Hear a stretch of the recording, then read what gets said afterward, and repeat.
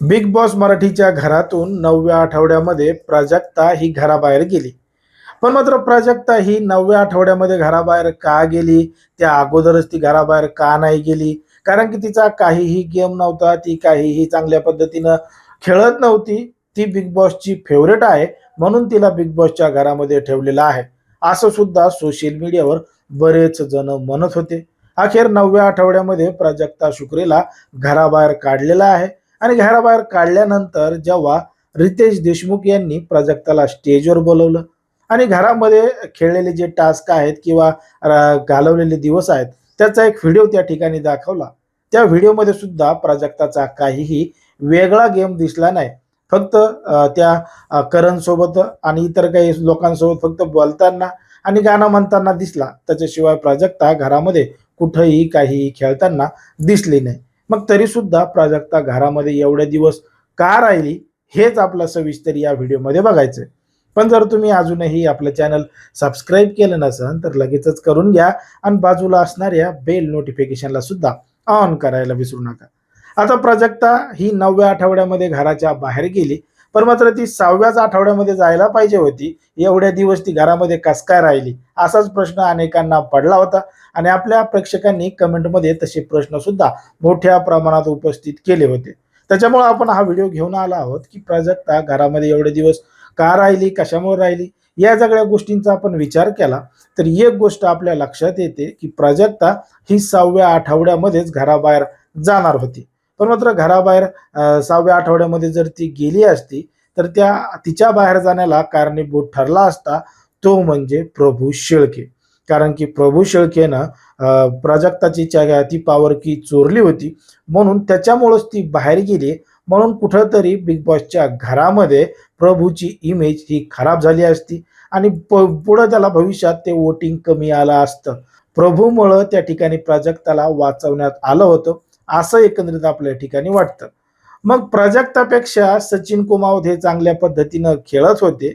मग तरी सुद्धा प्राजक्ताच्या जाग्यावर 6व्या आठवड्यामध्ये सचिन कुमावत यांना घराबाहेर जावं लागलं. कारण की त्यांना वोटिंग सुद्धा चांगलं होतं. प्राजक्तापेक्षा ते कमीत कमी भांडणं तरी करत होते. राखीसोबत सुद्धा भांडणं करत होते. काहीतरी त्यांचं मत मांडत होते. मग तरी सुद्धा प्राजक्ताच्या जागेवर सचिन कुमावत यांना बिग बॉसच्या घराबाहेर काढलं. मग 6व्या आठवड्यामध्ये ती गेली नाही. एक आठवडा सेफ झाली. मग 7वा आठवडा आला आणि या 7व्या आठवड्यामध्ये सुद्धा प्राजक्ताला घराबाहेर काढायचं सोडून त्या ठिकाणी रोशन भजनकरला घराबाहेर काढलं.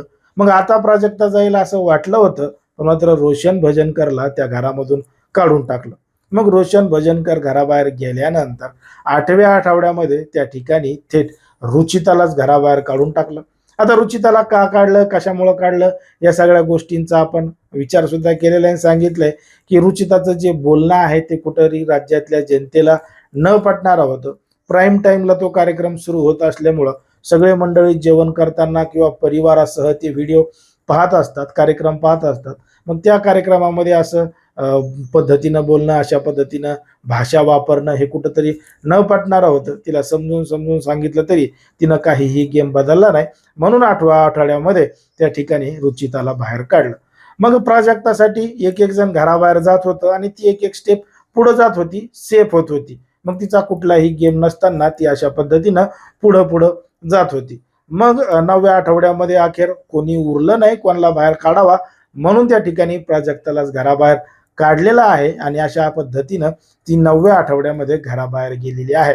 आता एवढ्या दिवस ती फक्त या लोकांमुळं त्या ठिकाणी घरामध्ये राहिली. तिला ठेवण्यामागे बिग बॉसचं काही फेवरेट होती का, बिग बॉसला तिला घरामध्ये अजून काही दिवस ठेवायचं होतं का, हे सगळे कारणं आहेत किंवा तसं सुद्धा असू शकतं. पण मात्र प्रत्यक्षदर्शी आपण हे सगळे कार्यक्रम पाहिले तर असं आपलं एकंदरीत वाटतं की 6व्या आठवड्यामध्ये प्रभूनं तिची चावी चोरली होती. त्यामुळं प्रभूला सगळे चोर चोर चोर म्हणू लागले आणि त्यानं चावी चोरल्यामुळं ती घराबाहेर गेली. म्हणून त्याला बऱ्याच जणांनी नावं ठेवले असते आणि इथून पुढे त्याला वोटिंग कमी झालं असतं आणि ते टॉप 5 पर्यंत पोहोचलं नसतं. म्हणून कुठंतरी बिग बॉसनं खेळलेला अशा पद्धतीचा खेळ आहे, असं एकंदरीत आपल्या ठिकाणी वाटतं. मग याच्या व्यतिरिक्त तुम्हाला त्या ठिकाणी काय वाटतं ते तुम्ही अगदी स्पष्टपणे कमेंटमध्ये सांगा. आणि अशाच पद्धतीचे नवनवीन व्हिडिओ पाहण्यासाठी आपल्या चॅनलला लगेच सबस्क्राईब करायला सुद्धा विसरू नका.